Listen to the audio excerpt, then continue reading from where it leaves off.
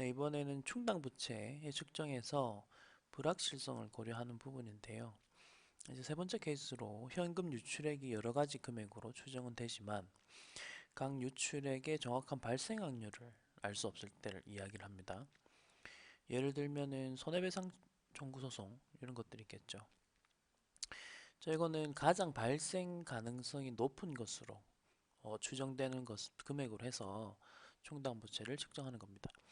자, 그러면 예제 11-2번을 통해서 우리가 앞에 총 세 가지의 상황이 있었잖아요. 그 부분과 관련해서 각각의 상황에 따른 충당 부채 금액을 어떻게 측정하는지 이야기해 보도록 하겠습니다. 첫 번째입니다. 석호는 에어컨을 생산하여 판매하는데 12개월 이내에 제조상 결함이나 다른 결함에 따른 제품 보증을 하고 있고요. 2001년도에 판매된 모든 제품에서 경미한이라는 키워드가 있고요. 발생하면 2억 원의 수리 비용, 그 다음에 치명적인 결함이 발생하면 9억 원의 수리 비용이 발생될 것으로 예상된다고 합니다. 자, 그리고 기업의 과거 경험과 미래 예측 결과 판매된 제품의 80%는 하자가 없을 것으로 예상이 되며, 그럼 총 100% 중에 80%는 이제 하자가 없을 것으로 예상이 되고 나머지 20%에 대해서만 이야기를 해보는 건데요. 자, 20%중 15%에는 경미한, 그리고 5%에는 치명적인이라고 나와 있습니다. 그러면 여러분들은 계산을 하실 때 우선 경미한 것부터 해보겠습니다.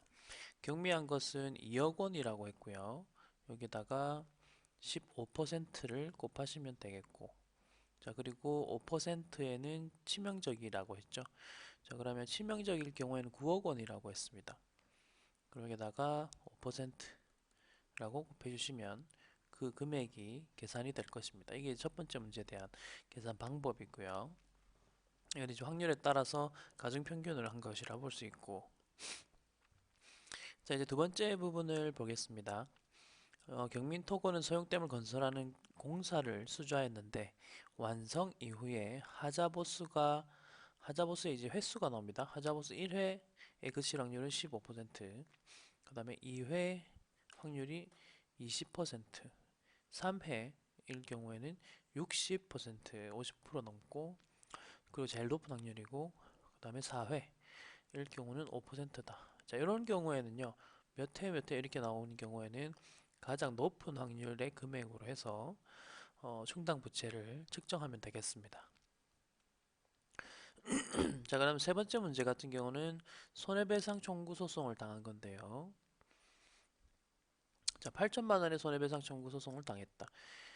그리고 이게 법률 고문에게 이제 물어보니까 패소할 가능성이 일단 높다고 합니다. 자, 그럼 요거에 대해서도 충당 부채를 설정해야 되겠고, 금액은 3천에서 7천까지 이를 것으로 된다고 합니다. 그럼 요거는 범위가 쫙 나왔기 때문에 정확한 금액을 추정하기가 힘든데, 회사의 판단이 나옵니다. 회사의 판단으로는 5,800만 원이 될 가능성이 나오고요. 확률 가장 높다고 합니다.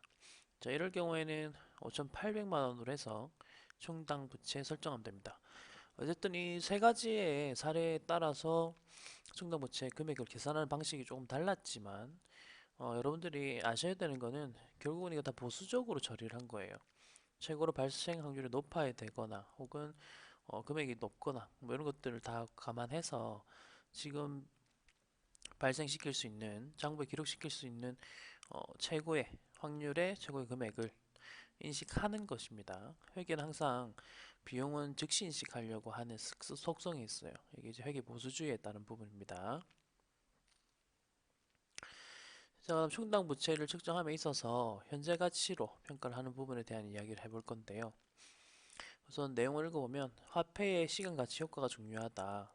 그래서 이게 결국은 뭐냐면 현재 가치로 평가를 하는 것이 중요하다면 그럴 때는 현재 가치로 평가를 하라 라고 이야기합니다. 자, 그럼 현재 가치 평가를 할 때 필요한 것이 할인율이죠. 그렇기 때문에 이제 할인율을 이용해서 하는 건데, 충당 부채에서의 말하는 할인율이라는 것은 무엇인가를 한번 읽어보면 해당 충당 부채가 가지고 있는 고유한 위험에 대한 시장의 평가, 결국은 이것도 이제 시장의 평가를 따른다. 할인율은 기본적으로 우리가 뭐 유효이자율법도 배웠지만 결국 시장이자율과 가장 유사한 부분이기 때문에 이러한 할인율을 이용해서 현재 가치로 평가를 합니다. 자, 그래서 먼저 그 할인율을 그럼 어떤 식으로 계산을 하느냐를 한번 보면 채무자의 회사채 수익률이라는 것이 있다면 그 회사채 수익률을 이용해서 하면 되겠고 그 이외의 경우에는 유사한이란 말 보이죠? 우리가 또 그 시장 이자율 등을 참고할 수 없다면 그럴 경우에는 이제 유사한 국공채가 있을 겁니다. 그래서 그 국공채 이자율을 참고하고 플러스 우리 기업 특유의 신용 위험이 있을 겁니다. 그래서 그 프리미엄이라고 부르는데 이건 재무관리에서도 배울 겁니다. 자, 그래서 그러한 프리미엄까지 해가지고 할인율을 계산을 하는 겁니다. 자, 그 다음에 이제 회계 처리하는 방식이 나오는데요. 회계 처리는 그 대손상각비, 대손충당금, 그 분개할 때랑 좀 비슷한 상황입니다. 그래서 이제 한번 보면 먼저 충당부채의 인식 요건을 충족한다면 우리는 이제 충당부채를 증가시켜야 되겠죠. 기본적으로 충당부채는 부채입니다. 그래서 그 충당부채를 대변에다가 이렇게 부채 증가로 만드시고 그리고 차변에다가 비용 인식합니다. 이건 이제 대손 삼각비, 대손 충당금 할 때도 비슷한 논리인데 미리 미래에 발생할 것 같은 손실 혹은 비용을 인식시켜 버리려는 회계 보수주의에 따른 것입니다.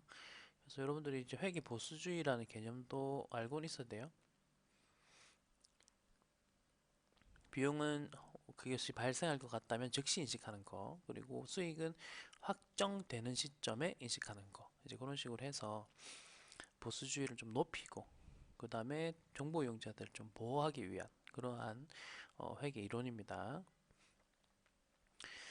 자, 그리고 뭐 상황 변화로 충당부채 인식 요건이 미충족된다라고 하는데 이거는 뭐냐면 충당부채를 내가 좀 감소시키고 싶은 상황이 있을 거예요.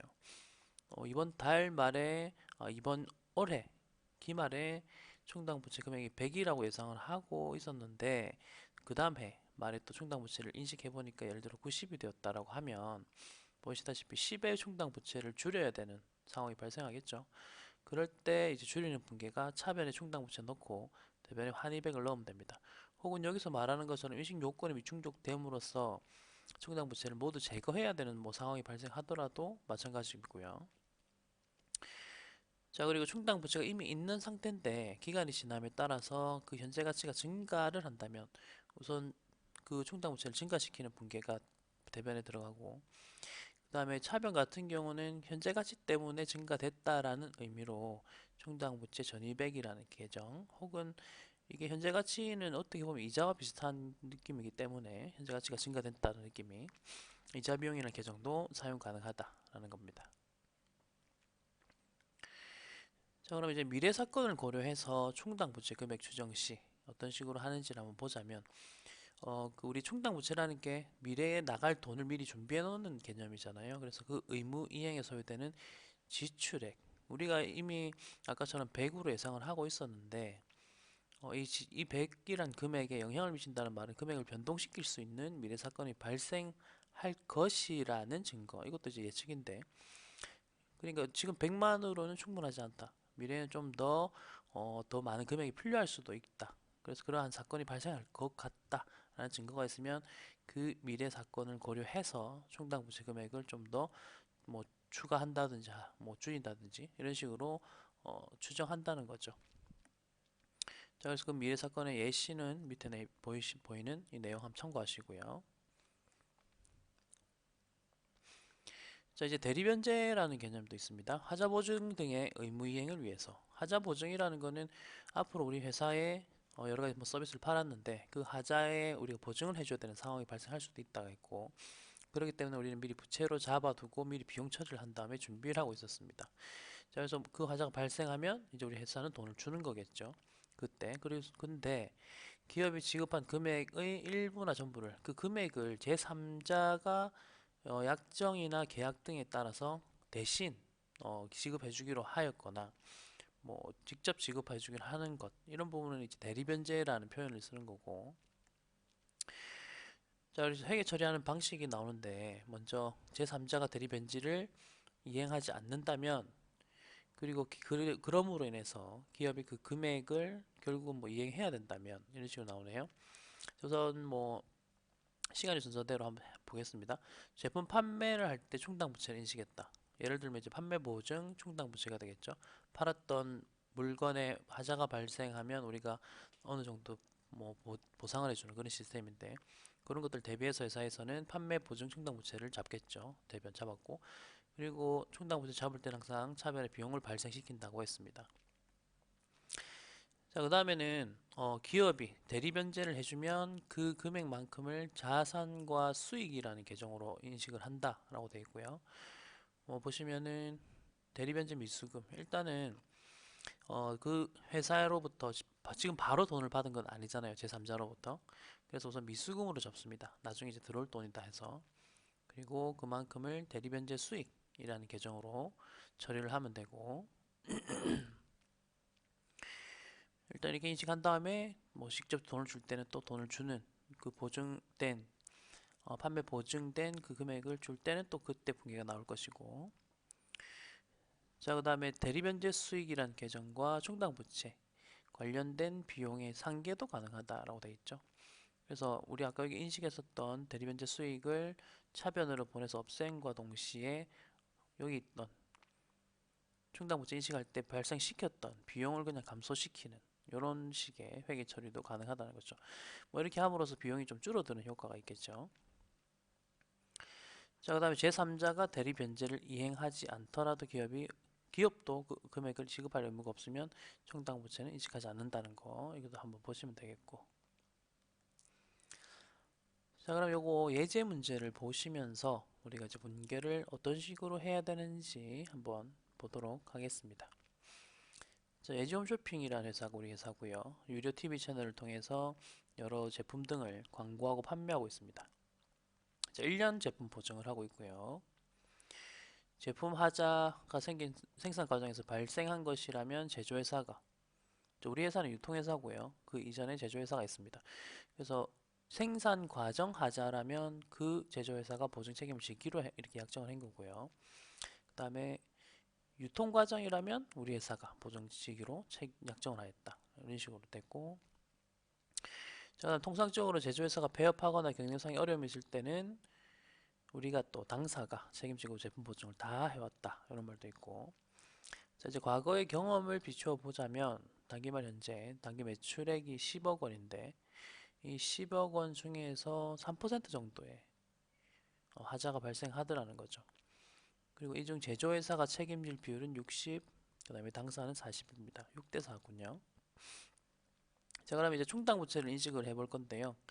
어떤 식으로 계산이 되는지 한번 보자면, 먼저 충당부채 인식을 했을 때 10억 원 있었고요. 10억 원 금액이 있었고, 이 중에 3%만큼을 제품 보증 비용 발생할 것으로 예상된다라고 했었죠.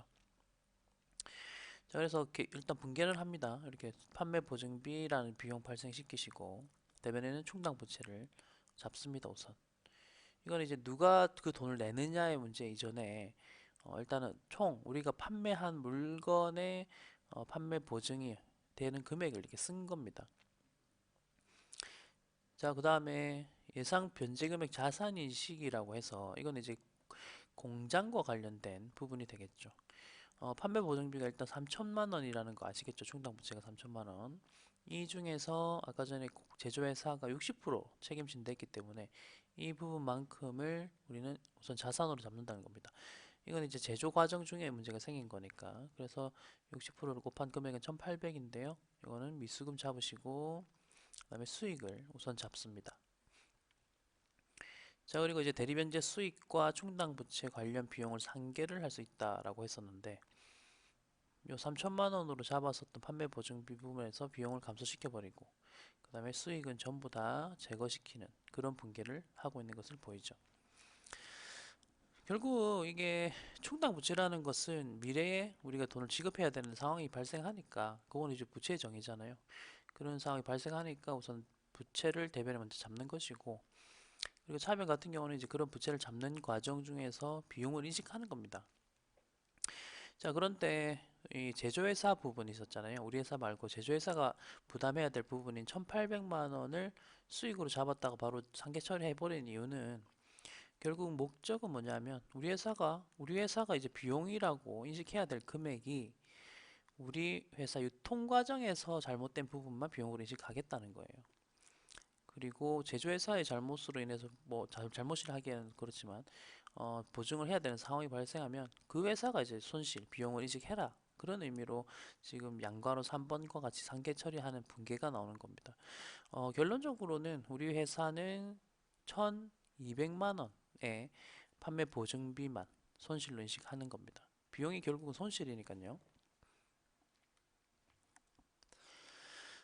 자, 그럼 충당부채 유형이 뭐가 있는지를 한번 살펴보면 오늘 간단히 키워드 위주로 해서 보겠습니다. 먼저 판매 보증. 충당부채는 판매 후에 보증해 주는 거죠. 자, 그 다음에 손실 부담이라는 거는 일단 이런 손실 부담 계약을 하고 손실이 발생하면 그것과 관련돼서 부채를 인식하는 거고, 그다음 지급 보증은 타인의 채무 보증해 주는 거죠. 보증해 주는 경우 관련해서 부채를 잡았다가 실제로 타인의 채무를 내가 보증해 주는 상황이 발생하면 그 충당 부채에서 삭제를 하는 감소를 시키는 거고. 자, 그다음에 손해배상과 관련된 충당 부채 설정도 되고 구조 조정 그리고 이제 복구 충당 부채 사후 처리 뭐 이런 것들 이런 종류가 있다는 거 한번 참고하시고요.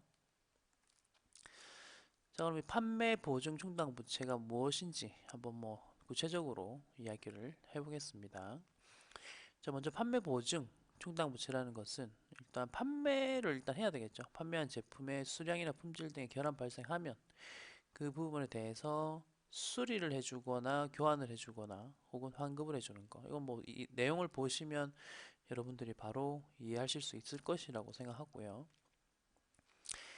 자, 그럼 요거에 대한 인식을 하는 것이 타당하느냐를 검토를 해볼 건데, 먼저 보증 판매는 판매로 인해서, 보증 의무는 판매로 인해서 발생합니다. 그래서 판매 시점에 현재 의무가 존재한다. 일단 의무가 존재한다. 부채 정의 중 하나였죠. 현재 의무. 두 번째, 미래에는 자원 유출 가능성이 높다. 이것도 부채의 정의를 충족하고, 그다음에 그 금액도 신뢰성 있게 추정이 가능하다. 그러니까 결론적으로는 판매 보증 충당 부채는 부채 정의에도 충족이 되기 때문에 충당 부채라는 이름의 재무 상태표에 인식을 할 수 있다. 그런 말이 나오는 겁니다. 자, 여기서 이제 판매 보증 비용이라는 거는 아까 방금 보셨던 그러한 상황으로 인해서 판매 보증 활동과 관련해서 미래에 발생할 원가를 뜻한다 정도. 이건 뭐 가볍게 읽어보시고. 자, 그럼 판매 보증 활동의 회계 처리 방법은 뭐냐라고 했을 때 비용을 즉시 발생시키냐 아니면 수익을 이연시키냐와 같은 뭐 여러 가지 방법이 있습니다. 그래서 이 방법을 한번 읽어보면 우선 이 보증 활동을 하는 가장 큰 이유가 우리 회사 물건을 좀 더 잘 팔리게 하기 위해서고요. 그리고 이 보증 원가로 인해서 이 보증 원가는 우리가 아까 말했던 판매 촉진 활동을 통한 매출 수익 창출을 위한 경제적 효익에 대한 희생이므로 그래서 이제 비용이다 이렇게 이야기할 수 있고 그래서 보증 비용을 인식한다 하는 게 보증 비용 인식법. 자, 그다음 수익의 이연법 같은 경우는 제품 보증 활동 같은 것이 파는 것과 못지않은 파는 것과 비교해서 봤을 때 못지않은 중요한 기업 활동 중에 하나이고 그럼으로 인해서 이제 수익이 창출되기 때문에 보증 수익이라는 것을 별도로 인식한다. 자, 그래서 뭐 이런 것들을 보증 수익 인식법이라고 합니다. 자, 그럼 비용 발생법과 수익 이연법에 어떤 식으로 뭐 계산을 하고 처리를 하는 건지 한번 살펴보도록 하겠습니다. 자, 먼저 비용 발생법부터 볼 건데요. 이게 충당 부채 설정할 때 사용하는 방법입니다. 자, 이거의 중요한 키워드는 판매 시점이죠. 판매 시점에 회계 기간 속 관련 보증 비용 추정액을 비용으로 인식하는 방법이다라고 해서 보증 비용 인식법이라고 하고 있고 주장 근거는 아까 보셨을 거고요. 이 두 가지 단계입니다. 판매 시점에 판매 가격 전액을 우선 매출액으로 인식하고 그 다음에는 기말마다 비용과 충당 부채를 인식하는 겁니다. 이거 뒤에 예시가 있거든요. 그거 분계 같이 보시면서 하면 좀 더 이해가 될 거예요. 자, 그다음 수익이연법은 총 수익을 매출액을 매출 수익과 보증 수익으로 일단 나누는 거예요.